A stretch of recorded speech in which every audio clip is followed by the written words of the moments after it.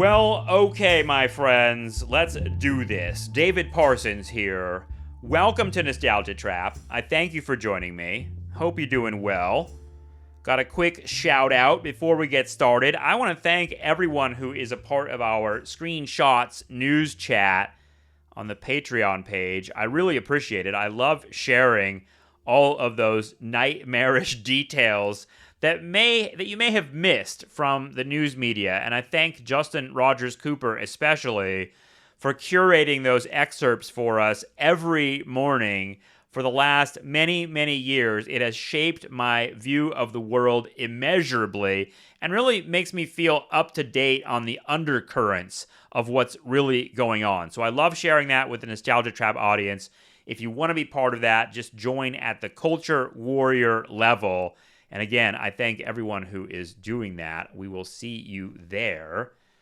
All right, so today I want to sort of put on my humanities professor cap, my fair trade knit humanities professor cap, and do something that is something that happens in a lot of classes that I teach, which is the idea of putting two texts in conversation with one another. Many of you in the Nostalgia Trap audience wrote to me and asked if I had seen the Louis Theroux BBC documentary on Gaza and settlers in Israel. I think it's called The Settlers, actually, and it's an update to a film he made in 2011 about the sort of like radical Zionist movement and a kind of, I don't know, it's almost like an anthropological take and a political one, I think, too, on what the settler movement is all about. So I thought, well, I've been reading this book, Empire of the Summer Moon, and I finished it a couple weeks ago, but I'm still wrestling with it. I'm still kind of stuck with this book. I read a lot of fiction and nonfiction, but some things stick out. And I think if you're a reader, you know that. Like, you'll read a lot of books in a year, but then there will be like a couple that'll be the ones that sort of stay with you. And this one has stayed with me. It's called Empire of the Summer Moon. It's by an author named S.C. Gwynne.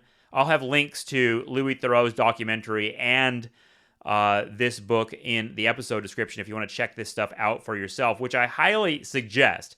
So this book by S.C. Gwynne, Empire of the Summer Moon, Quanah Parker and the Rise and Fall of the Comanches, the most powerful Indian tribe in American history, blew my mind on a number of different levels. And I'll say at the beginning, this book, it's controversial. It was a finalist for the Pulitzer Prize, came out, I think, in 2010 or 2011.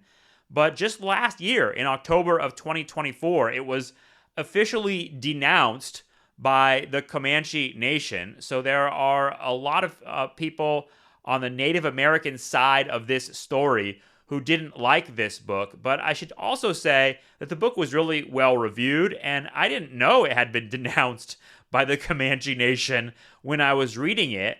And I think that I'll throw that out there with a grain of salt to everything we're sharing here.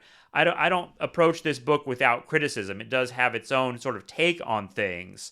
But I wanted to sort of acknowledge that from the beginning, that this is a controversial book and a controversial subject. I want to talk today about what is called settler colonialism. I think what both this book and the Louis Theroux documentary did for me is show me really what settler colonialism really is, how it works, and why it works. It's a very, very effective way of taking over a region and getting away with genocide. And it feels like the settlers in Texas that are primarily responsible for eliminating the Comanche people in the 19th century, they were successful in their project and got away with it in the same way that Israel will be successful in its project of eliminating Palestinians from that region. As much as that's depressing to hear, and maybe that's the pessimistic take, it feels like if Israel can get away with what it's gotten away with right now, what it's doing right now, which is just the wholesale slaughter of men, women, and children in Gaza with bombs supplied by the United States with, some public pushback for sure, but for the most part, it feels like Netanyahu is winning the war. And when I say winning the war, I don't just mean killing more people. I mean winning the larger war of not facing consequences for doing that type of murder right in front of the whole fucking world, whose institutions seem powerless to confront that in any meaningful way. So settler colonialism is a big ingredient in how you get away with something like that. And this book, Empire of the Summer Moon, sort of showed me that, despite its sort of rough take on all of these matters. This is a book that